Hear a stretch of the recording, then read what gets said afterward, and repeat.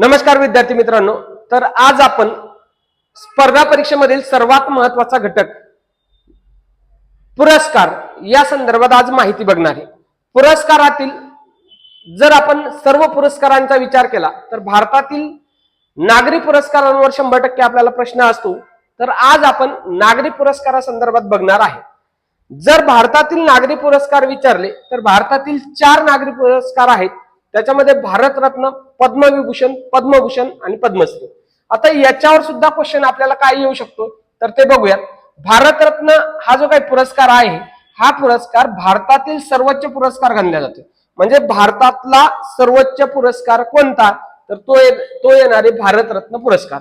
आणि पद्म पुरस्काराच्या श्रेणी उतरत्या क्रमाने लावा, उतरत्या असं जर विचारलं, उतरत्या क्रमाने जर आपल्याला विचारलं तर याच स्वरूपात सांगणं गरजेचं आहे। म्हणजे सर्वात पद्म पुरस्कारामधील सर्वात मोठा पुरस्कार कोणता आहे तर पद्मविभूषण आहे। त्यानंतर 2 नंबरचा पुरस्कार आहे पद्मभूषण, 3 नंबरचा पुरस्कार आहे पद्मश्री।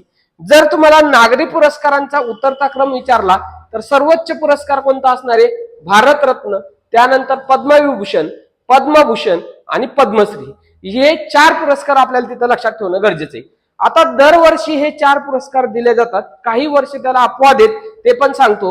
मात्र या 4 पुरस्कारांची सुरुवात कधी झाली आहे तर 1954 मध्ये झालेली आहे, हे लक्षात ठेवणं गरजेचं आहे। मग या पुरस्कारामध्ये जी काही रक्कम दिल्या जाते ती रक्कम किती दिल्या जाते असा जर प्रश्न विचारला गेला तर या 4 पुरस्कारामध्ये कोणत्याच स्वरूपाची रक्कम दिल्या जात नाही। म्हणजे रक्कम जर विचारली तर 0 रुपये रक्कम दिली जाते, हे तिथं आपल्याला लक्षात ठेवायचं आहे। आता याची घोषणा कधी करतात तर घोषणा 26 जानेवारीच्या आधी केली जाते। आणि दिला कधी जातोय, प्रदान कधी केला जातोय तर 26 जानेवारीच्या दिवशी प्रजासत्ताक दिनी हा पुरस्कार दिला जातो। आता कोणामार्फत दिला जातोय, मार्फत विचारलंय म्हणजे कोणाच्या हस्ते दिला जातोय तर देशाचे जे काही राष्ट्रपती असतील, राष्ट्रपतीच्या हस्ते हे 4 पुरस्कार तिथं प्रदान केले जातात, हे तिथं लक्षात ठेवायचंय। मात्र हे पुरस्कार कोणत्या व्यक्तीला द्यायचे, कोणत्या व्यक्तीला द्यायचे नाहीत याच्यासाठी एक समिती नेमली जाते। आणि या समितीचे अध्यक्ष कोण असतात तर अध्यक्ष असतात पंतप्रधान। कोण असतात? पंतप्रधान। जर विचारलं की नागरी पुरस्कारासंदर्भात निवड करण्यासाठी जी काही समिती नेमल्या जाते त्या समितीचे अध्यक्ष कोण असतात तर त्या समितीचे अध्यक्ष असतात पंतप्रधान। आणि कोणामार्फत हे नागरी पुरस्कार दिले जातात तर राष्ट्रपती मार्फत हे नागरी पुरस्कार दिले जातात, हे तिथे आपल्याला लक्षात ठेवायचं आहे। परत सांगतोय हे 4 नागरी पुरस्कार आहे, यांचा आपल्याला उतरता क्रम विचारू शकतात। तर सर्वोच्च पुरस्कार आहे भारतरत्न, पद्म पुरस्कारातील सर्वोच्च पुरस्कार कोणता आहे पद्मविभूषण आहे, हे तिथं आपल्याला लक्षात ठेवायचं आहे। जर आता भारतरत्न पुरस्कारासंदर्भात बघायचं झालं तर सर्वात पहिल्यांदा भारतरत्न पुरस्कार किती व्यक्तीला देण्यात आलाय, कधी देण्यात आलाय याचं सुद्धा आपल्याला विचारलं जातंय। तर सुरुवातच जर 1954 ला झालेली असेल तर 1954 पासूनच भारतरत्न पुरस्कार द्यायला सुरुवात झालेली आहे। मग सध्या किती भारतरत्न पुरस्कार दिले गेलेत असा जर प्रश्न विचारला तर सध्या 53 जणांना, किती जणांना? 53 जणांना भारतरत्न पुरस्कार देण्यात आलेला आहे। सध्या किती जणांना भारतरत्न पुरस्कार मिळालेला आहे तर 53 जणांना। मग 1954 चे भारतरत्न पुरस्कार प्राप्त व्यक्ती कोण असं सुद्धा विचारलं जाते। तर चेक करा, 3 व्यक्तींना 1954 ला भारतरत्न पुरस्कार दिला होता। त्याच्यामध्ये सी राजगोपालचारी, सर्वपल्ली राधाकृष्णन आणि सी व्ही रमन हे 3 व्यक्ती आपल्याला तिथं लक्षात ठेवायचे आहे। मग असंही लक्षात ठेवू शकतात राधा, गोपाल, रमन 3 नावं लक्षात ठेवायचे। 2 मुलांचे नाव येत आहेत आणि 1 मुलींचे नाव येत आहेत। मात्र हे फक्त लक्षात ठेवण्यासाठी आहे, हे तिथं आपल्याला लक्षात ठेवायचं। 1954 ला 3 व्यक्तींना भारतरत्न पुरस्कार दिलाय। त्याच्यामध्ये पहिलं नाव लक्षात ठेवायचं गोपाल, राधा आणि रमन। हे फक्त आपण लक्षात ठेवण्यासाठी त्या व्यक्तींचा उल्लेख एकेरी करत आहोत। मात्र तसं बघितलं तर हे सर्व व्यक्ती सन्माननीय व्यक्ती आहेत, मात्र लक्षात ठेवण्यासाठी फक्त आपण परीक्षेच्या दृष्टीने त्यांचा एकेरी उल्लेख करतोय, हे तिथं लक्षात ठेवायचं। त्यानंतर 2024 ला किती व्यक्तींना भारतरत्न पुरस्कार देण्यात आलेला आहे तर 2024 ला 5 व्यक्तींना भारतरत्न पुरस्कार दिलाय। मग तुम्ही म्हणसाल सर 24चं काय सांगायला लागले तर आतापर्यंत एका वर्षात काय म्हणायला लागले, आतापर्यंत एका वर्षात सर्वाधिक भारतरत्न पुरस्कार कोणत्या वर्षी देण्यात आले, तर ते देण्यात आले 2024 ला. आणि किती व्यक्तीला दिलेत, तर 5 व्यक्तीला दिलेत, हे आपल्याला लक्षात ठेवायचं आहे. त्यानंतर 2025 आणि 2026 या 2 वर्षात कोणत्याही व्यक्तीला भारतरत्न पुरस्कार देण्यात आलेला नाही. त्याच्यामुळे आपल्याला शेवटचे पुरस्कार तिथं लक्षात ठेवणं गरजेचं आहे.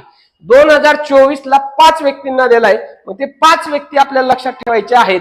मग पहिले व्यक्ती कोण आहेत, तर चेक करा, लालकृष्ण अडवाणी. हे सध्या जिवंत आहेत. आणि बाकीचे जे काही 4 व्यक्ती आहेत त्या 4ही व्यक्तींना मरणोत्तर हा पुरस्कार मिळालेला आहे. मग कर्पुरी ठाकूर, त्यानंतर PV नरसिंहराव, त्यानंतर चौधरी चरण सिंग आणि MS स्वामीनाथन, हे ते 4 व्यक्ती आहेत की ज्यांना मरणोत्तर भारतरत्न पुरस्कार देण्यात आलेला आहे. हे तिथं लक्षात ठेवायचे. लालकृष्ण अडवाणी हे लक्षात, PV नरसिंहराव हे सुद्धा देशाचे पंतप्रधान राहिलेले आहेत.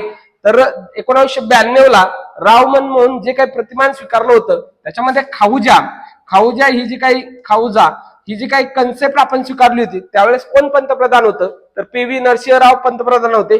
चौधरी चरण सिंह हे सुद्धा पंतप्रधान राहिलेले व्यक्ती आहेत.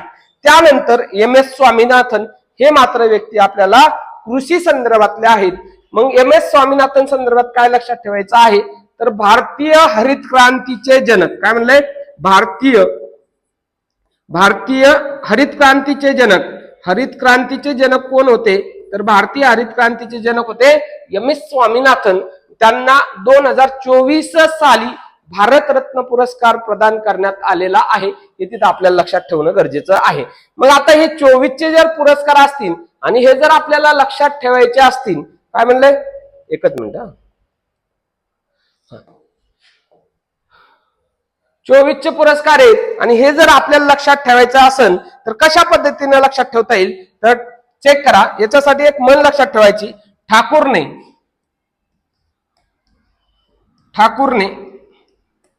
स्वामीला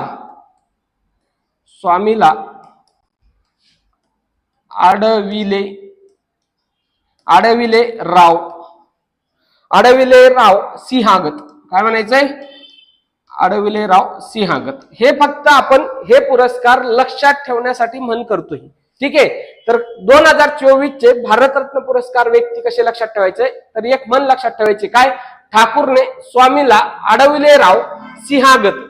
काय लक्षात ठेवायचंय, ठाकूरने स्वामीला अडविलेराव सिंहागत. याच्यात नाव लक्षात ठेवा. ठाकूरनं म्हणलंय तर कर्पुरी ठाकूर लक्षात ठेवायचंय. स्वामी म्हणलंय स्वामी, तर चेक करा याच्यामध्ये कोणाच्या नावामध्ये स्वामी आहेत, तर MS स्वामीनाथन. त्याच्यानंतर अडवाणी काय लक्षात ठेवायचंय, लालकृष्ण अडवाणी. त्याच्यानंतर राव मध्ये काय लक्षात ठेवायचंय, राव मध्ये तर PV नरसिंहराव. आणि सिंहागत मध्ये काय लक्षात ठेवायचंय, सिंहागत चौधरी चरण सिंह. हे 5 व्यक्ती आहेत की ज्यांना 2024 मध्ये भारतरत्न पुरस्कार देण्यात आलेला होता. या पद्धतीने ते लक्षात ठेवायचंय. 1954 पासून सुरुवात झाली, 2024 पर्यंत किती व्यक्तींना देण्यात आलाय, तर 53 व्यक्तींना देण्यात आलेला आहे. हे तिथे लक्षात ठेवायचंय. 2025 आणि 2026 ला भारतरत्न पुरस्कार दिलेला नाही. त्यानंतर पुढे बघा, पुढे याच्यामध्ये महाराष्ट्रामधील किती व्यक्तींना भारतरत्न पुरस्कार प्राप्त आहे किंवा किती व्यक्तींना देण्यात आलेला आहे, तर इथं संख्या तुम्हाला दिसत असेल, 8 व्यक्तींना भारतरत्न पुरस्कार मिळालेला आहे. मग महाराष्ट्रातील पहिले भारतरत्न प्राप्त व्यक्ती कोण, असा जर प्रश्न आपल्याला विचारला तर महर्षी धोंडो केशव कर्वे हे महाराष्ट्रातील पहिले भारतरत्न प्राप्त व्यक्ती आहेत. हे तिथे आपल्याला लक्षात ठेवणं गरजेचं आहे. शेवटचे व्यक्ती कोण आहेत, तर सचिन तेंडुलकर हे महाराष्ट्रातील शेवटचे की ज्यांना 2014 ला भारतरत्न पुरस्कार प्रदान करण्यात आला होता. आणि हे भारतातील भारतरत्न पुरस्कार प्राप्त सर्वात तरुण व्यक्ती आहेत. हे तिथं आपल्याला लक्षात ठेवायचं आहे. मग जर 8 व्यक्ती असतील तर 8च्या 8 व्यक्ती आपल्याला लक्षात ठेवायचे आहेत. भारतरत्न प्राप्त महाराष्ट्रातले 8च्या 8 व्यक्ती कसे लक्षात ठेवता येईल, तर त्याच्यासाठी सुद्धा एक आपल्याला म्हण पाठ करायची आहे. मग ती म्हण काय आहे, तर चेक करा. कर्वेंनी पांडुरंगावर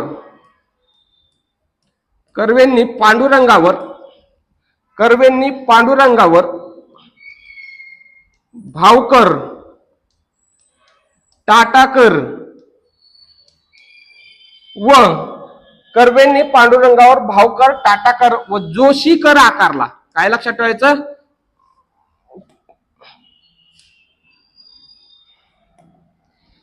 टाटाकर, भावकर व जोशीकर आकारला. काय लक्षात ठेवायचंय? चेक करा. परत मन सांगतोय, महाराष्ट्रातील 8 भारतरत्न प्राप्त व्यक्ती लक्षात ठेवण्यासाठी ही म्हण आपल्याला पाठ करायची आहे. काय म्हणे? चेक करा. कर्वेंनी पांडुरंगावर, भावकर, टाटाकर व जोशीकर आकारला. आकारला हे आपण क्रियापद घेतलंय. या मध्ये तुम्हाला 8च्या 8 व्यक्ती सापडतील. मग चेक करूयात कोण कोण आहेत. तर कर्वे, महर्षी धोंडो केशव कर्वे, महर्षी कर्वे. त्यानंतर पांडुरंग वामन काने,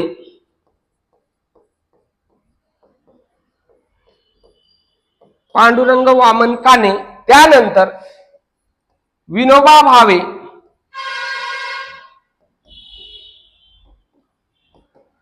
त्यानंतर बाबासाहेब आंबेडकर,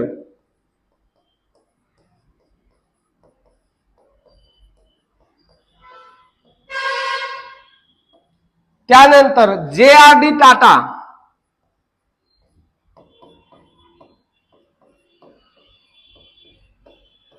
रतन टाटा यांना भारतरत्न पुरस्कार दिलेला नाही. तर कोणाला दिलेला आहे? JRD टाटा. त्यानंतर लता मंगेशकर,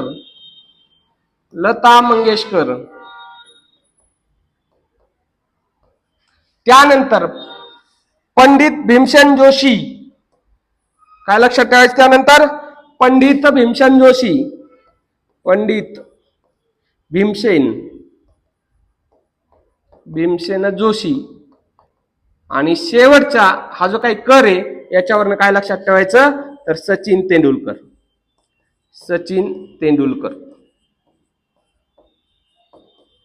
चेक करा. याच्यामध्ये तुम्हाला या वाक्यामध्ये महाराष्ट्रातील 8च्या 8 भारतरत्न प्राप्त व्यक्ती सापडतील. याच्यासाठी मन लक्षात ठेवायची आहे. काय? कर्वेंनी पांडुरंगावर, भावकर, टाटाकर व जोशीकर आकारलाय. ही आपली ती म्हण असणार आहे की ज्यामध्ये महाराष्ट्रातील 8च्या 8 व्यक्तींचे नाव, भारतरत्न प्राप्त व्यक्तींचे नाव तिथं सापडणार आहे. त्यानंतर पुढे जाऊयात आपण. भारतरत्न पुरस्कारासंदर्भातच लक्षात ठेवायचंय की किती राष्ट्रपतींना भारतरत्न पुरस्कार देण्यात आलेला आहे. तर त्याची संख्या लक्षात ठेवायची. 6 राष्ट्रपती असे आहेत की ज्यांना भारतरत्न प्राप्त पुरस्कार मिळालेला आहे. त्याच्यामध्ये पहिले राष्ट्रपती कोण? तर पहिल्याच व्यक्ती लक्षात ठेवायचे, सर्वपल्ली राधाकृष्णन. 1954 त्यांना भारतरत्न पुरस्कार मिळालेला आहे. डॉक्टर राजेंद्र प्रसाद यांना सुद्धा भारतरत्न पुरस्कार दिलेला आहे. मात्र 1962 मध्ये त्यांना भारतरत्न पुरस्कार मिळालेला आहे. 1952 ते 62 पर्यंत ते राष्ट्रपती पदावर होते. त्यामुळे त्यांना भारतरत्न पुरस्कार दिला नाही. म्हणून पहिले राष्ट्रपती भारतरत्न प्राप्त व्यक्ती कोण? तर सर्वपल्ली राधाकृष्णन हे तिथे सांगायचे. आणि शेवटचे कोण आहेत? तर प्रणव मुखर्जी. हे सुद्धा आपल्याला तिथे लक्षात ठेवायचं आहे. मग जर 6 व्यक्तींना भारतरत्न पुरस्कार, राष्ट्रपतींना 6 व्यक्तींना भारतरत्न पुरस्कार मिळालेला असेल तर 6च्या 6 व्यक्ती आपल्याला इथे लक्षात ठेवायच्या आहेत. मग कोण कोण आहेत? तर चेक करा. हे 2 व्यक्ती झालेलेच आहेत. 2 नंबरला कोण लागतंय? 2 नंबरला तर डॉक्टर राजेंद्र प्रसाद, हे 2 नंबरचे. त्यानंतर 3ऱ्या नंबरला झाकीर हुसेन.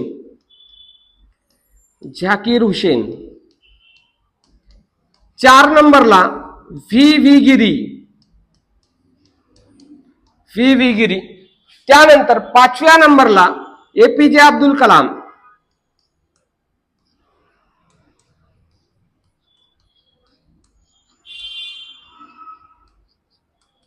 Doctor APJ Abdul Kalam. आणि 6व्या नंबरला कोण आहे?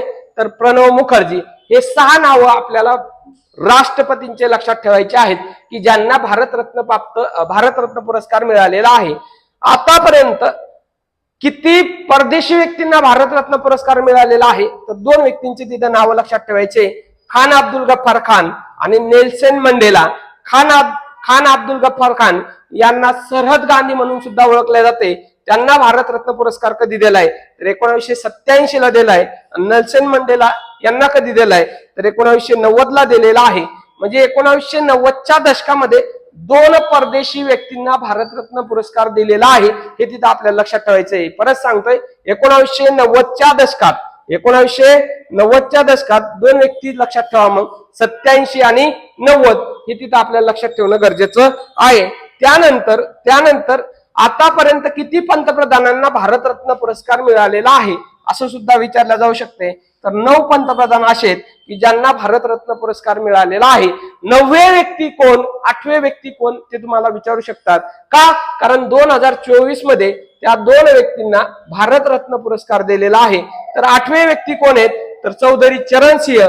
9वे व्यक्ती कोण आहेत तर PV नरसिंह राव यांना मरणोत्तर भारतरत्न पुरस्कार दिलेला आहे. आणि प्रथम व्यक्ती सर्वांनाच माहित असेल की पंडित जवाहरलाल नेहरू यांना पहिल्यांदा भारतरत्न पुरस्कार दिलेला होता.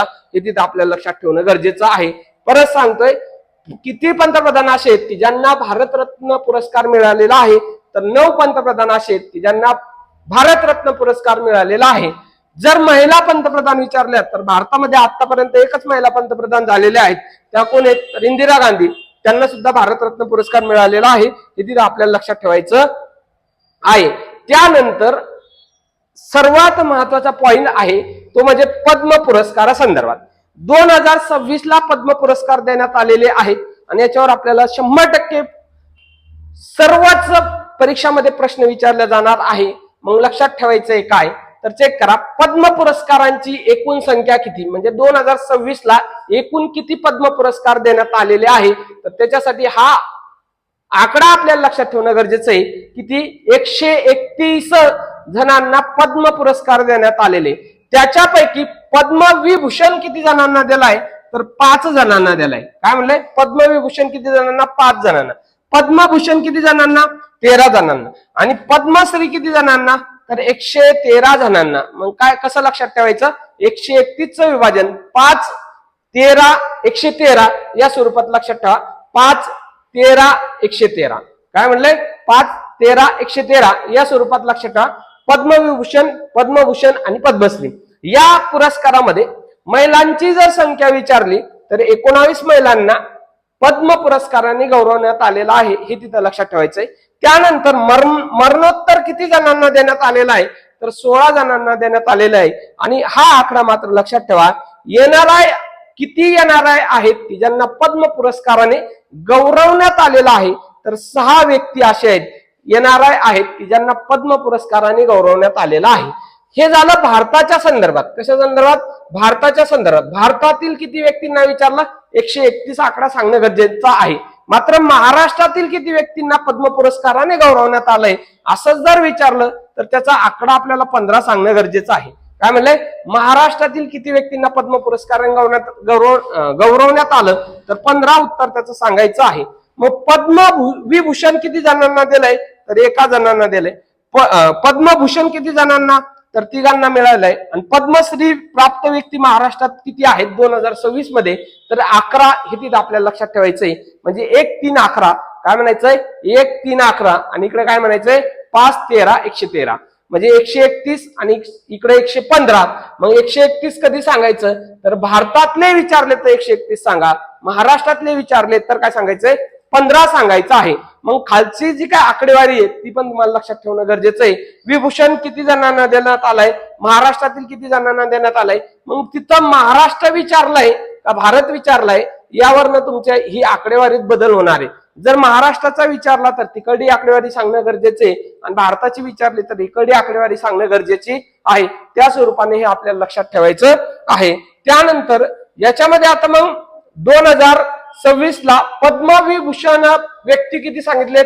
5 सांगितले. किती सांगितलेत? 5.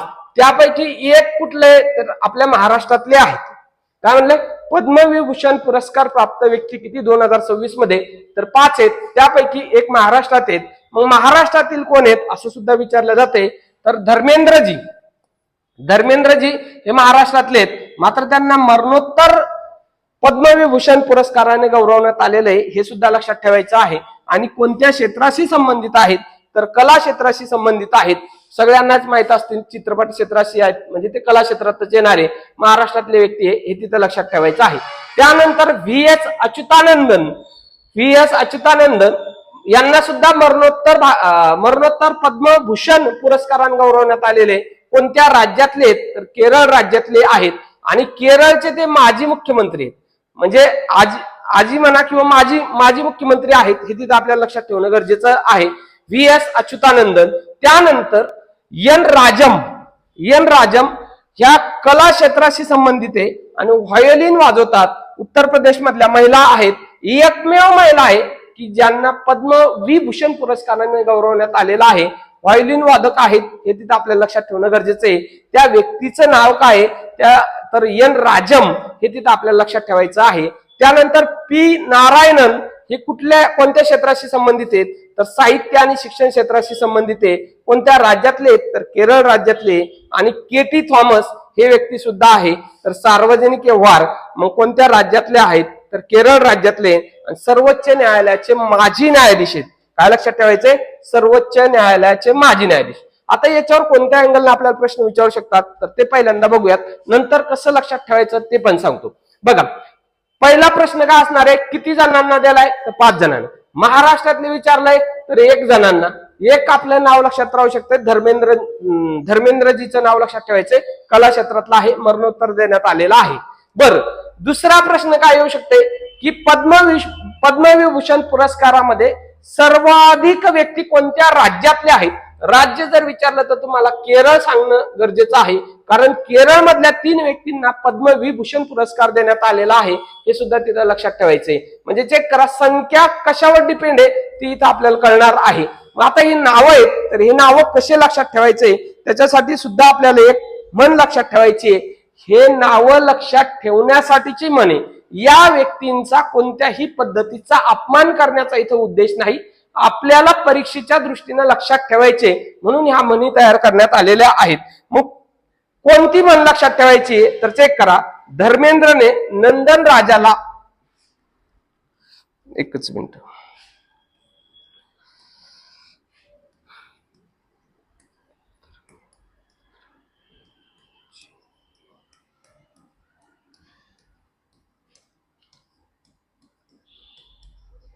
धर्मेंद्रजीने नंदन राजाला अडविले नाही किंवा थांबविले नाही. राजाला थांबविले नाही.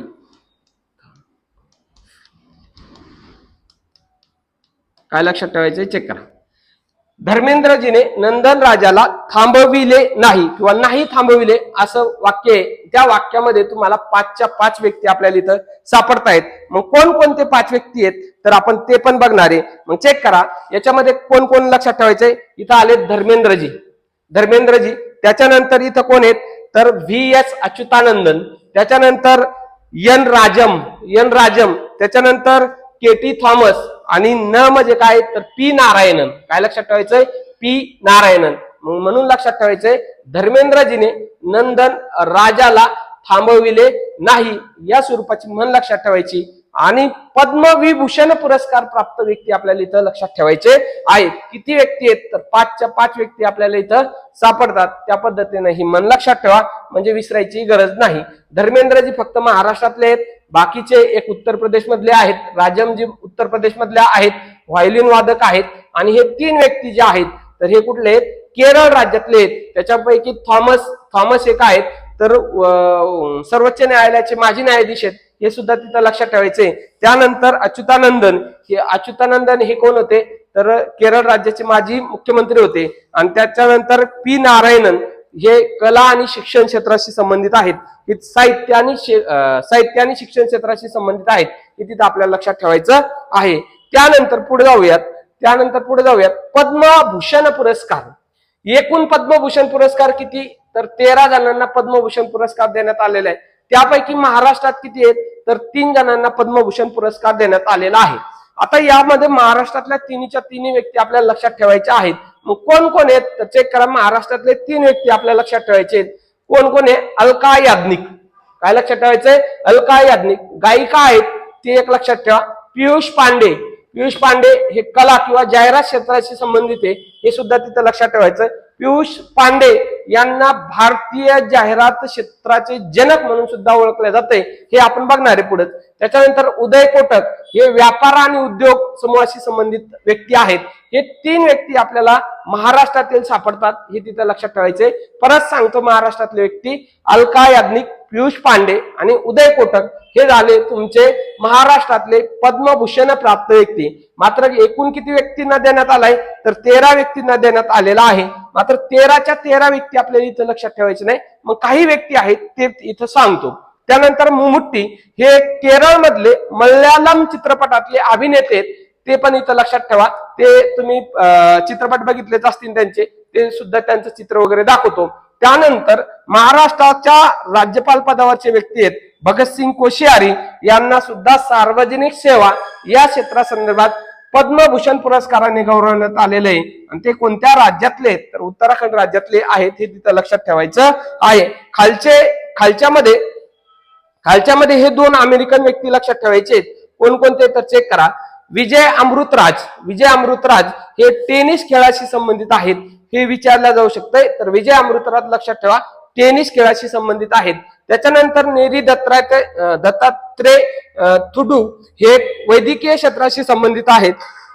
हे सुद्धा अमेरिकेचे व्यक्ती आहेत, जे काय आपण NRI म्हणलो होतं, 6 NRI व्यक्ती होते, तर त्याच्यापैकी 2 व्यक्ती इथं सापडत आहेत आपल्याला। आणि हे 2 व्यक्ती लक्षात ठेवायचे, विजय अमृतराज आणि थुडू हे व्यक्ती वैद्यकीय क्षेत्राशी संबंधित आहेत। आणि यांनी कॅन्सर हा जो काही रोग आहे, या रोगावर चांगल्या पद्धतीने उपचार केलेले आहेत, हे तिथं लक्षात ठेवायचंय। म्हणजे यांची कॅन्सरची जी काही ट्रीटमेंट आहे ती प्रसिद्ध ट्रीटमेंट आहे, त्या पद्धतीने लक्षात ठेवा। किंवा कॅन्सरच्या ट्रीटमेंटसाठी हे प्रसिद्ध व्यक्तिमत्व आहे, त्या पद्धतीने तिथं लक्षात ठेवायचं आहे। 2 व्यक्ती आपण हे बघितले। त्यानंतर मम्मुट्टी हे समोर सापडेल तुम्हाला, मल्याळम सिनेमा सृष्टीतील एक अभिनेता म्हणून कार्य करतात। त्यानंतर भगतसिंग कोश्यारी हे महाराष्ट्राचे राज्यपाल राहिलेले आहेत। आणि 3 व्यक्ती हे महाराष्ट्रातले आहेत, तर अलका याज्ञिक, पियुष पांडे आणि उदय कोटक, हे तिथं आपल्याला लक्षात ठेवायचं आहे। त्यानंतर पद्मश्री पुरस्कारासंदर्भात लक्षात ठेवायचं। आता पद्मश्री पुरस्कार किती दिलेत तर 113 पुरस्कार पद्मश्री पुरस्कार दिलेले आहेत। त्यापैकी 11 पुरस्कार प्राप्त व्यक्ती महाराष्ट्रातले। काय म्हणतोय परत चेक करा, 113 जणांना पद्मश्री पुरस्कार दिलाय, त्यापैकी 11 जण महाराष्ट्रातील आहेत, हे तिथे लक्षात ठेवायचंय। मग पद्मश्री पुरस्कारातील खेळ क्षेत्राशी संबंधित व्यक्ती किती आहेत तर 3 व्यक्ती आहेत। किती व्यक्ती आहेत? 3 खेळ क्षेत्राशी संबंधित। याच्यामध्ये कोण कोण आहे? 2026 मध्ये खेळ क्षेत्राशी संबंधित 3 व्यक्ती आहेत। ते 3 व्यक्ती कोण कोण आहेत तर चेक करा। रोहित शर्मा, त्याच्यानंतर हरमनप्रीत कौर आणि सविता पुनिया, हे तिथं आपल्याला लक्षात ठेवायचं।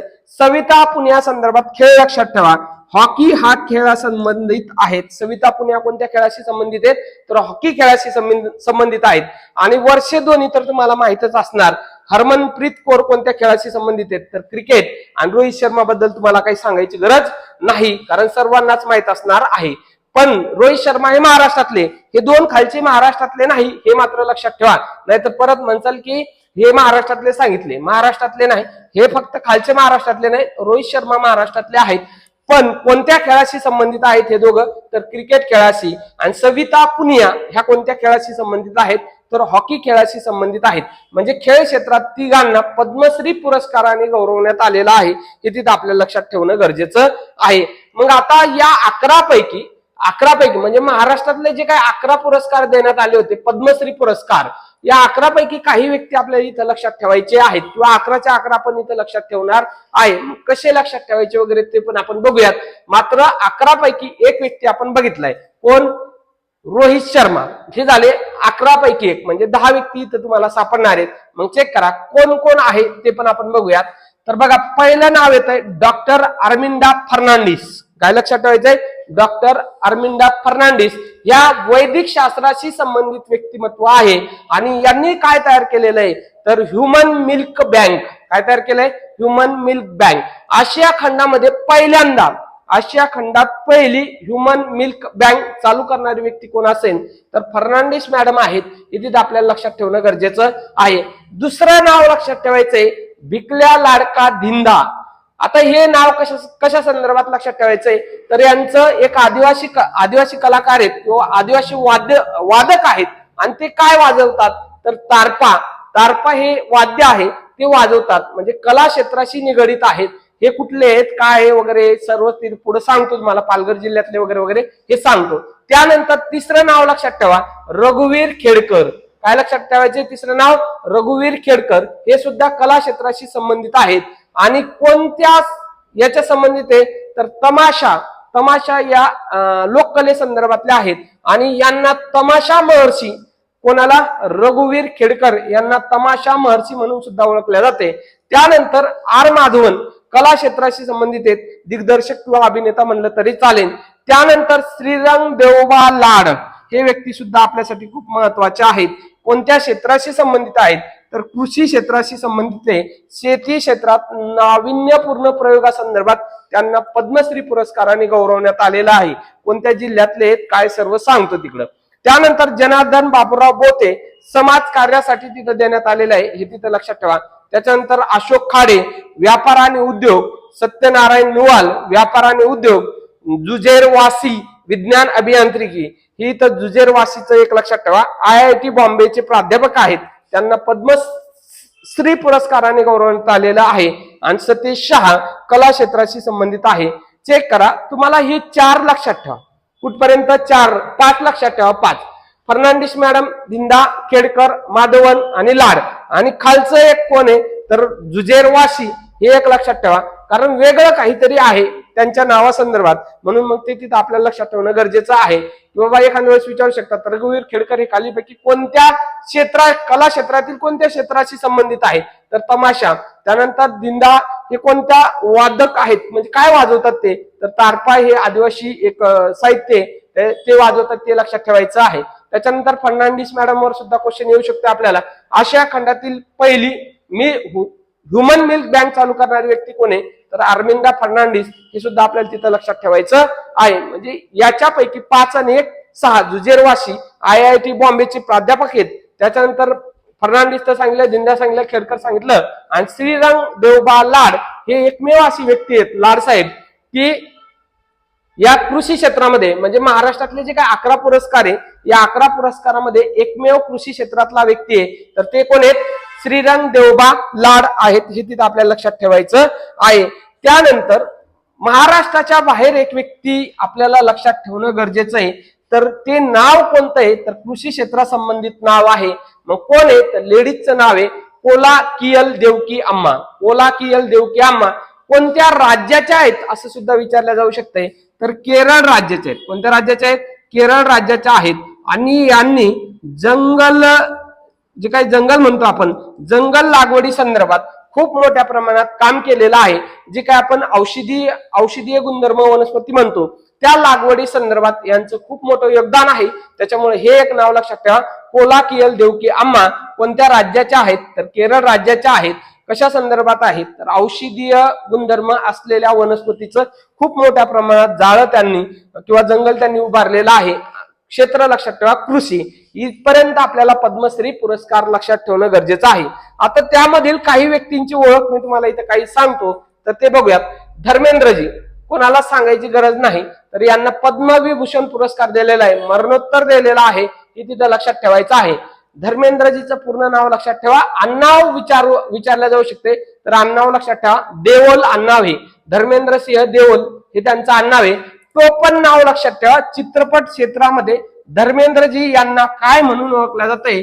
तर ही मॅन म्हणून ओळखतात, हे तिथं लक्षात ठेवायचंय. आणि 2026 ला कोणता पुरस्कार भेटलाय त्यांना? विभूषण. आणि 2012 त्यांना भूषण पुरस्कार म्हणजे पद्मभूषण पुरस्कार त्यांना 2012 दिलेला आहे. आणि 2026 कोणता दिलाय? पद्मविभूषण पुरस्काराने गौरवण्यात आलेला आहे. तो पण नाव लक्षात ठेवा, त्यांचं विचारलं जाऊ शकतंय. ही मॅन धर्मेंद्रजी यांना चित्रपट सृष्टीमध्ये खालीपैकी कोणत्या टोपण नावाने ओळखलं जाते? तर हा जर क्वेश्चन आला तर त्याचं उत्तर काय असणार आहे? आपलं ही मॅन असणार आहे, हे तिथं लक्षात ठेवायचं आहे. त्यानंतर दुसरे व्यक्ती आहेत बघा, पियुष पांडे. आता पियुष पांडे संदर्भात काय लक्षात ठेवायचं ते बघा. आता पियुष पांडे यांना कोणता पुरस्कार प्राप्त झालाय? तर पद्मभूषण पुरस्कार प्राप्त झालेला आहे. भारतीय जाहिरातीचे जनक म्हणून कोणाला ओळखले जाते? तर पियुष पांडे यांना ओळखले जाते, हे तिथं लक्षात ठेवायचं आहे. आणि ओग्ली कंपनीची स्थापना सुद्धा त्यांनी केलेली आहे. जाहिरात क्षेत्रासंदर्भात कोणत्या कंपनीची स्थापना केली ते सुद्धा विचारल्या जाऊ शकते. आता यांच्या काही प्रसिद्ध जाहिराती सांगतो तुम्हाला, ते आपल्याला लक्षात ठेवणं गरजेचं आहे. बघा, मोदीजींची अबकी बार मोदी सरकार कोणते? अबकी बार मोदी सरकार, हे जे काही वाक्य हे पियुष पांडे यांनी तयार केलेलं आहे. त्यानंतर दो बूंद जिंदगी के, पोलिओची ही जी काही ऍड आहे ही सुद्धा पियुष पांडे यांनी तयार केलेली आहे. त्यानंतर कुछ कॅडबरीची कुछ मीठा हो जाए, ही सुद्धा ऍड कोण तयार केली आहे? तर पियुष पांडे यांनी तयार केलेली आहे. त्यानंतर फेविकॉलच्या बऱ्याच ऍड आहेत की दोन हाती एकमेकांना चिटकले वगैरे जे काय असेल त्या ऍडची सुद्धा कन्सेप्ट कोण निर्माण केलेली असेल तर पियुष पांडे यांनी तयार केलेली आहे. म्हणजे पियुष पांडे हे जाहिरात क्षेत्रातील खूप नामांकित व्यक्तिमत्व आहे हे तिथं लक्षात ठेवायचंय. म्हणूनच त्यांना भारतीय जाहिरातीचे जनक म्हणतात हे तिथं लक्षात ठेवा. पियुष पांडेंचा हा फोटो आहे हे तिथं आपल्याला लक्षात ठेवणं गरजेचं आहे. पियुष पांडे परत सांगतो भारतीय जाहिरातीचे जनक म्हणून ओळखले जातात. त्यांनी बऱ्याच ऍड केलेल्या आहेत तर त्या सुद्धा आपल्याला लक्षात ठेवल्या नाही ठेवल्या तरी काही प्रॉब्लेम नाही. फक्त एक माहितीसाठी सांगितले की बाबा कॅडबरीची ती एक ऍड आहे, मुलगी दिसल्यानंतर ते म्हणतात कुछ मीठा हो जाए वगैरे वगैरे, तर त्या ऍड कोणाच्या आहेत? पियुष पांडे साहेबांच्या आहेत हे तिथं आपल्याला लक्षात ठेवायचं आहे. त्यानंतर मुमुट्टी हे ते व्यक्तिमत्व आहे बघा. यांचे पिक्चर तुम्ही बरेच बघितले असतील. साऊथचे हिरो आहेत, मल्याळम भाषेतले चित्रपट अभिनेते आणि दिग्दर्शक सुद्धा आहेत. यांचे बरेच चित्रपट आहेत तर ते पण बघा तुम्ही. मुमुट्टी चेक करा. तर मल्याळम सिनेमात काम करत होते, दिग्दर्शक सुद्धा होते आणि अभिनेता सुद्धा. आता यांचं पूर्ण नाव लक्षात ठेवायचंय. मुहम्मद कुट्टी पनप्पराबिल इस्माईल. काय लक्षात ठेवायचंय? मुहम्मद कुट्टी पनप्पराबिल इस्माईल हे त्यांचं काय पूर्ण नाव आहे. विचारलं तर विचारू शकतात कुठले आहेत तर केरळचेच आहेत हे तिथं आपल्याला लक्षात ठेवायचं आहे. त्यानंतर महाराष्ट्रातील एक खूप महत्वाचं व्यक्तिमत्व आहे की ज्यांना यावर्षी पद्मश्री पुरस्काराने गौरवण्यात आलेले ते कोण आहेत? रघुवीर खेडकर. बरं, आता हे कोणत्या जिल्ह्याचे आहेत असा आपल्याला प्रश्न विचारू शकतात. तर अहिल्यानगर जिल्ह्याचे आहेत. आणि कुठले आहेत? तर संगमनेर मधले आहेत हे तिथं लक्षात ठेवायचं आहे. बरं, आता हे कोणत्या क्षेत्राशी संबंधित आहेत? तर कला क्षेत्र आहे. पण त्यामधील कोणता? तर तमाशा. आणि तमाशा क्षेत्रात त्यांना तमाशा महर्षी म्हणून ओळखले जाते. तमाशा क्षेत्रामध्ये रघुवीर खेडकर यांना काय म्हणून ओळखतात? तर तमाशा महर्षी म्हणून ओळखतात हे तिथं लक्षात ठेवायचं. आणि तमाशामधील कोणती भूमिका त्यांची कोणती भूमिका सर्वात प्रसिद्ध आहे? तर सोंगाड्याची भूमिका त्यांची सर्वात प्रसिद्ध आहे. काय म्हणलंय? रघुवीर खेडकर यांची तमाशामधील कोणती भूमिका प्रसिद्ध आहे? तर सोंगाड्याची भूमिका प्रसिद्ध आहे. तमाशा महर्षी म्हणून सुद्धा ओळखतात. कोणत्या जिल्ह्याचे आहेत? तर अहिल्यानगर जिल्ह्याचे आहेत. जे कोणी अहिल्यानगर जिल्ह्याचा फॉर्म भरलेला असेल त्यांनी मात्र हे तिथं तुम्हाला लक्षात ठेवणं गरजेचंच आहे. त्यानंतर पुढचं नाव आहे बघा श्रीरंग देवबा लाड. यांना सुद्धा पद्मश्री पुरस्कार भेटलेला आहे. कोणत्या जिल्ह्यातले आहेत? तर परभणी जिल्ह्यातले आहेत. कोणत्या तालुक्यातले आहेत? तर जिंतूर तालुक्यातले आहेत. हे आपल्याला लक्षात ठेवायचे. ज्या ज्या विद्यार्थ्यांनी परभणीला फॉर्म भरलाय त्यांनी तर मात्र कंपल्सरी लक्षात ठेवणं गरजेचं आहे. आता याच्यावर क्वेश्चन येऊ शकतो आपल्याला. कृषी क्षेत्राशी संबंधित त्यांना पुरस्कार मिळालेला आहे. नवनवीन प्रयोग केलेले आहेत त्यांनी कृषी क्षेत्रामध्ये. मात्र कोणत्या पिकावर केलेले आहेत? कोणत्या पिकावर जर विचारलं तर मग तिथं वेगवेगळे पर्याय देतील तुम्हाला. वाटाणा, शेंगदाणा जे काय असेल ते. तर त्याच्यापैकी कापूस या पिका संदर्भात त्यांनी वेगवेगळे प्रयोग केलेले आहेत हे तिथं लक्षात ठेवायचे. कापूस किंवा कपासी लक्षात ठेवा. कपासी पिका संदर्भात नवनवीन प्रयोग केलेले आहेत. श्रीरंग देवबा लाड यांनी. कोणत्या जिल्ह्याचे आहेत? तर परभणीचे आहेत. तालुका लक्षात ठेवा जिंतूर आहे. कोणता पुरस्कार आहे? ते पुरस्काराने गौरवण्यात आलेला आहे. त्यानंतर सर्वात महत्वाचं नाव आहे, बऱ्याच वेळेस विचारलं जाणारे आणि विचारल्याच जाणार आहे ते नाव कोणतं असेल? तर भिकल्या लाडक्या धिंडा. काय लक्षात ठेवायचं? भिकल्या लाडक्या धिंडा यांना पद्मश्री पुरस्कार दिलेला आहे. कोणत्या जिल्ह्याचे आहेत? तर पालघर जिल्ह्याचे. कोणत्या तालुक्यातले आहे असं विचारलं जाऊ शकते. तर पालघर जिल्ह्यामधील जव्हार नावाचा तालुका आहे त्या तालुक्यातले ते व्यक्ती आहेत. आणि आदिवासी कलाकार आहेत. कला क्षेत्राशी आहेत मात्र आदिवासी कलाकार आहेत. आणि कोणतं वाद्य वाजवतात असं सुद्धा विचारू शकतात. तर तारपा वाद्य वाजवतात किंवा तारपा वादक सुद्धा त्यांना म्हटलं जाते. या स्वरूपाचं हे वाद्य आहे हे तुम्हाला इथं दिसतंय.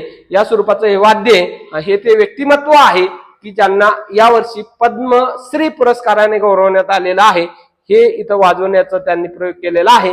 तर ते तिथं आपल्याला लक्षात ठेवायचं आहे की बाबा धिंडा हे कोणत्या जिल्ह्यातील आहे? तर पालघर जिल्ह्यातले आहेत. पद्मश्री पुरस्कार मिळालेला आहे. आणि त्यानंतर सर्वात महत्वाच्या भारतातील व्यक्ती, महाराष्ट्रातील व्यक्ती लक्षात ठेवायचे तर कोण? फर्नांडिस मॅडम यांना यावर्षी 2026 ला पद्मश्री पुरस्काराने गौरवण्यात आलेला आहे। आणि त्या का लक्षात ठेवायचं तर देशातील पहिली ह्युमन मिल्क बँक किंवा आशिया खंडातली पहिली ह्युमन मिल्क बँक कोण चालू केली असेल तर अर्मिंदा फर्नांडिस यांनी चालू केलेली आहे।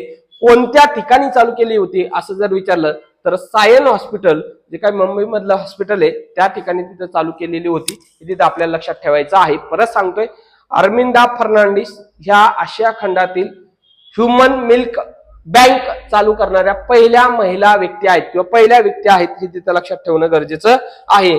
त्यानंतर 2026 ला आणखी एक पुरस्कार चर्चेत आले आणि ते पुरस्कार होते सैन्य पुरस्कार। कोणते होते? सैन्य पुरस्कार होते, हे तिथं आपल्याला लक्षात ठेवायचं आहे। मग सैन्य पुरस्कारामध्ये 2 कॅटेगरी पडतात मित्रांनो, त्या दोन्ही कॅटेगरी मी तुम्हाला सांगतो। तर बघा, जर युद्ध काळात कोणकोणते पुरस्कार देतात आणि शांततेच्या काळात कोणकोणते पुरस्कार देतात हे आपल्याला माहित असणं गरजेचं आहे। शांतता चेक करा, जर युद्ध काळ असेल तर त्याच्यामध्ये परमवीर चक्र हा सैन्य क्षेत्रातला सर्वोच्च पुरस्कार आहे, परमवीर चक्र। त्यानंतर अशोक चक्र सॉरी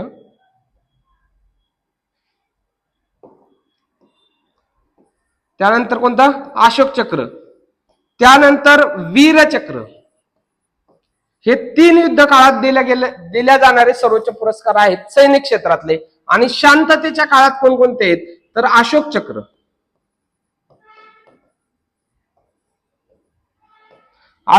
झाल्यानंतर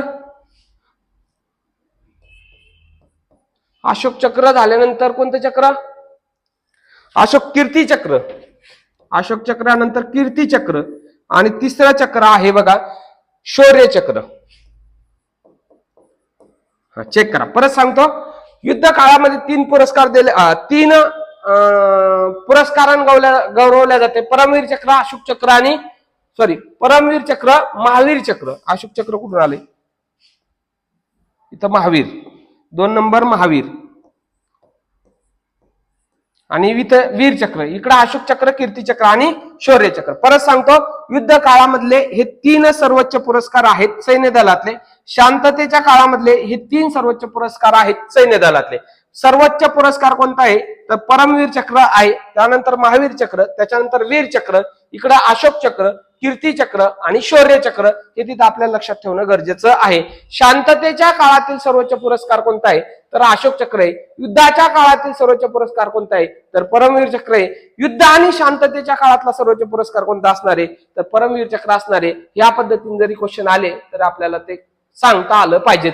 मग चेक करा, यावर्षी 70 जणांना, जसं आपण 131 चा आकडा लक्षात ठेवलाय तसा 131 जणांना जसं पद्म पुरस्काराने गौरवण्यात आलेलं आहे तसं 70 जणांना सैन्य पुरस्काराने गौरवण्यात आलेला आहे, की तिथं आपल्याला लक्षात ठेवायचंय। मग याच्यामध्ये अशोक चक्र किती जणांना देण्यात आलेलं आहे तर 1 जणांना अशोक चक्र दिलेलं आहे। त्यानंतर कीर्ती चक्र किती जणांना देण्यात आलेलं आहे तर 3 जणांना कीर्ती चक्र देण्यात आलेलं आहे। आणि शौर्य चक्र हा जो काही पुरस्कार आहे हा मरणोत्तर दिला जातो। शौर्य चक्र हा पुरस्कार मरणोत्तर दिला जातोय।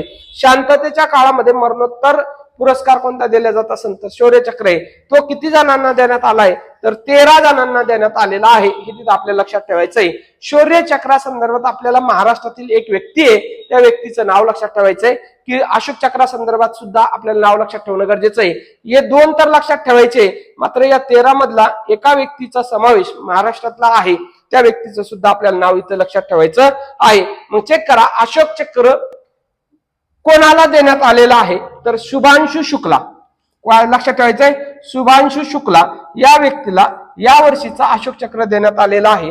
आणि ते कोणत्या दलातील आहेत तर वायुसेनेमधल्या व्यक्तिमत्व आहे, हे तिथं लक्षात ठेवायचं। भूदल, वायुदल आणि नौदल त्यापैकी कोणत्या दलातले आहेत तर वायू दलातले आहेत।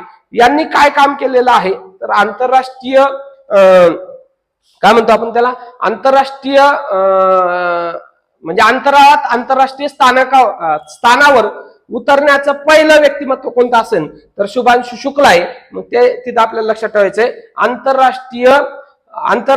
अंतराळामधील आंतरराष्ट्रीय स्थानावर पहिल्यांदा उतरण्याचं कार्य कोण केलं असेल तर शुभांशु शुक्ला यांनी केलं आणि त्या कार्यासाठी त्यांना अशोक चक्रानं गौरवण्यात आलेलं आहे हे तिथं लक्षात ठेवा. कोणत्या दलातले आहेत तर वायू दलातले आहेत हे तिथं आपल्याला लक्षात ठेवायचं आहे. त्यानंतर कीर्तिचक्र लक्षात ठेवा. कीर्तिचक्र यावर्षी 3 जणांना देण्यात आले आणि कोण कोण आहे तर मेजर अर्षदीप सिंह कुठले आहेत तर आसाम रायफलचं व्यक्तिमत्व आहे मेजर अर्षदीप सिंह. त्याच्यानंतर नायब सुभेदार डोलेश्वर सुब्बा, नायब सुभेदार डोलेश्वर सुब्बा आर्मी मधलं व्यक्तिमत्व आहे म्हणजे विचारले जाऊ शकते तर ते एक लक्षात ठेवा. त्याच्यानंतर प्रशांत बाळकृष्णन नायर एअरफोर्स मधलं व्यक्तिमत्व आहे. बाळकृष्णन नायर हे एअरफोर्सचे आहेत, सुब्बा हे आर्मी मधले आहेत आणि सिंह हे कुठले आहेत तर आसाम रायफलचे व्यक्तिमत्व आहेत की ज्यांना कीर्तिचक्रानं गौरवण्यात आलेलं आहे हे तिथं आपल्याला लक्षात ठेवायचं आहे. कीर्तिचक्राचे नाव लक्षात ठेवा. सिंह आसाम रायफलचे, डोलेश्वर सुब्बा हे आर्मी मधले आहेत आणि नायर हे कुठले आहेत तर एअरफोर्स मधले व्यक्ती आहेत. परत सांगतोय एअरफोर्स मधले नायर आहेत, सुब्बा आर्मी मधले आहेत, सिंह हे कुठे आहेत तर आसाम रायफल हे आर्मीचाच एक भाग आहे मात्र कोणत्या याच्यात आहेत ते तर आसाम रायफल मधलं व्यक्तिमत्व आहे. आणि महाराष्ट्रासाठी जरी शौर्य पुरस्कार लक्षात ठेवायचा असेल तर हा दुःखद असा पुरस्कार आहे मित्रांनो. कारण काय शौर्य चक्र पुरस्कार मरणोत्तर दिला जातो आणि महाराष्ट्रातील लेफ्टनंट कर्नल आदित्य कुमार घाटगे या व्यक्तीला शौर्य पुरस्काराने गौरवण्यात आलेले आहे. आणि यांच्यावर मात्र यावर्षी आपल्याला क्वेश्चन येऊ शकते ते कोणत्या जिल्ह्यातले आहेत असं सुद्धा आपल्याला विचारलं जाऊ शकते तर सातारा जिल्ह्यातले. कोणत्या जिल्ह्यातले ते सातारा जिल्ह्यातले आहेत हे तिथं लक्षात ठेवायचं आहे. म्हणजे जे काही ते किती या ठिकाणी 13 दिले होते ना, चेक करा. हा 13 शौर्यचक्र दिले होते. त्या शौर्यचक्रामध्ये महाराष्ट्रातील एक व्यक्ती होते आणि ते व्यक्ती कोण आहेत तर आदित्य कुमार घाटगे म्हणजे लेफ्टनंट कर्नल आदित्य कुमार घाटगे कोणत्या जिल्ह्याचे आहेत तर सातारा जिल्ह्याचे आहेत हे तिथं आपल्याला लक्षात ठेवणं गरजेचं आहे. तर अशा पद्धतीनं आज आपण काय केलेलं आहे की जे काही महाराष्ट्रात भारतातले सर्वोच्च पुरस्कार होते या सर्वोच्च पुरस्कारासंदर्भात माहिती आपण बघितलेली आहे. परत एकदा सांगतोय पद्म पुरस्कार जर विचारले तुम्हाला तर पद्म पुरस्कार 131 सांगा. जर तुम्हाला विचारलं की बाबा सैन्य पुरस्कार किती देण्यात आलेले, सैन्य पुरस्कार जर विचारले तर सैन्य पुरस्कार 70 देण्यात आलेले. किती देण्यात आले 70. मात्र त्यापैकी अशोक चक्र लक्षात ठेवा 3 अशोक चक्र एका जणाला देण्यात आले. त्यानंतर शौर्य चक्र कीर्तिचक्र किती जणांना 3 जणांना आणि शौर्य चक्र किती जणांना तर 13 जणांना. या 13 मधील एक व्यक्ती महाराष्ट्रातले आहेत. ते महाराष्ट्रातले व्यक्ती लक्षात ठेवायचे घाटगे मेजर आहेत हे तिथे आपल्याला लक्षात ठेवणं गरजेचं आहे. परत महाराष्ट्रावर आलो आपण तर पद्म पुरस्कारासंदर्भात लक्षात ठेवा की 15 व्यक्ती आहेत. त्याच्यामध्ये महाराष्ट्रातल्या पद्मविभूषण पुरस्कार प्राप्त व्यक्ती 1 आहेत, पद्मभूषण पुरस्कार प्राप्त 3 आहेत आणि पद्मश्री पुरस्कार प्राप्त किती आहेत 11 आहेत. तर ते त्या पद्धतीने आपल्याला लक्षात ठेवणं गरजेचं आहे. याच्यामध्ये महिलांची संख्या लक्षात ठेवा 19 मरणोत्तर 16 आहे आणि हा आकडा मात्र लक्षात ठेवा. NRI किती विदेशी व्यक्तींना NRI व्यक्तींना पद्म पुरस्काराने गौरवण्यात आलेला आहे तर 6 व्यक्ती हे मात्र तिथं लक्षात ठेवणं गरजेचं आहे. जसं की भारतरत्न पुरस्कार लक्षात ठेवले त्याच पद्धतीनं पद्मश्री पुरस्कार सुद्धा पद्मविभूषण पुरस्कार इथं आपल्याला लक्षात ठेवायचं. त्याच्यासाठी म्हण काय सांगितली होती धर्मेंद्रजीने नंदन राजाला थांबवले नाही. काय म्हणले धर्मेंद्रजीने नंदन राजाला थांबवले नाही. या म्हणीमध्ये तुमचे पद्म विभूषण पुरस्कार जे काही 5 व्यक्ती आहेत त्या 5 व्यक्तींचा समावेश त्या म्हणत होते. मग एखाद्या वेळेस विभूषण पुरस्कारामधली महिला विचारली तर राजम ह्या कुठल्या आहेत तर उत्तर प्रदेशच्या महिला आहेत, व्हायोलिन वादक आहेत हे तिथं लक्षात ठेवायचं आहे. एकमेव महिला आहे. आणि सर्वात जास्त दबदबा पद्मविभूषण पुरस्कारामध्ये कोणत्या राज्याचा असेल तर केरळ राज्याचा आहे हे तिथं आपल्याला लक्षात ठेवायचं आहे. अशा पद्धतीनं